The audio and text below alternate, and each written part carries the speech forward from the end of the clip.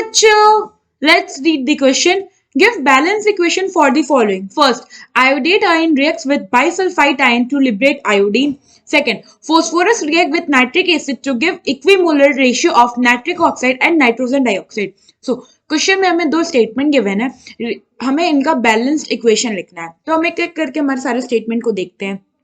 सबसे पहले क्या कह रहा है कि जो आयोडेट आयन है ये रिएक्ट करता है बाइसल्फाइड आयन के साथ और लिबरेट करता है आयोडीन. तो अगर हम इसका रिएक्शन देखें तो पहले आयोडेट आयन होता है हमारा IO3 माइनस, ये हो गया हमारा आयोडेट आयन.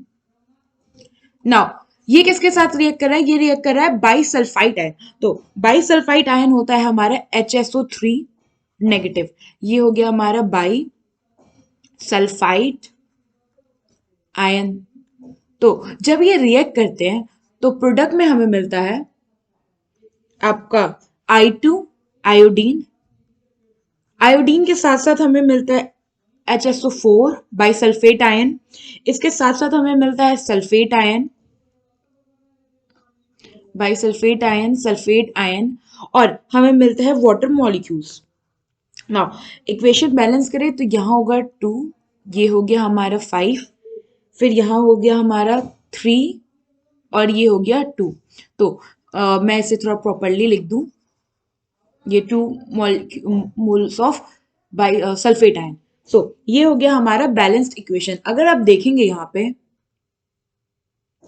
तो यहाँ पे ये जो आयोडीन है हमारे यहाँ +5 ऑक्सीडेशन स्टेट में है और यहाँ पे आयोडीन 0 ऑक्सीडेशन स्टेट में. इसका मतलब कि यहाँ आयोडीन +5 से 0 पे है, इसका मतलब इसका रिडक्शन हुआ.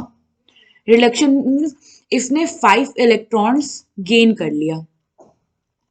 नाउ अगर आप देखो सल्फेट आयन को तो यहाँ भी हमारा सल्फर +6 ऑक्सीडेशन स्टेट में है, यहाँ भी सल्फर +6 ऑक्सीडेशन स्टेट में और यहाँ भी सल्फर +6 ऑक्सीडेशन स्टेट में. यहाँ पे सल्फर का कोई भी ऑक्सीडेशन स्टेट नहीं चेंज हुआ है और साथ ही साथ हमें I2 मॉलिक्यूल आयोडीन लिबरेट हुआ है.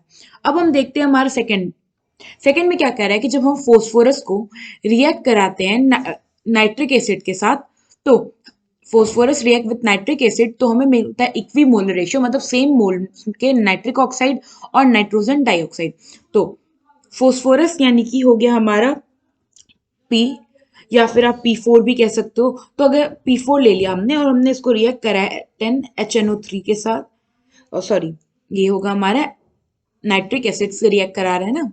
तो मैं पहले इक्वेशन लिखूं, नाइट्रिक एसिड होता है हमारा HNO3 प्लस वाटर.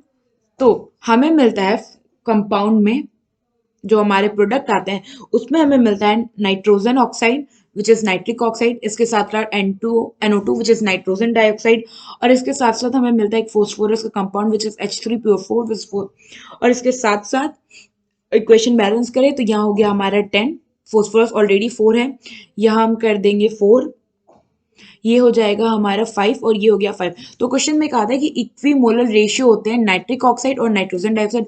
NO हो गया हमारा नाइट्रिक ऑक्साइड और NO2 हो गया हमारा नाइट्रोजन डाइऑक्साइड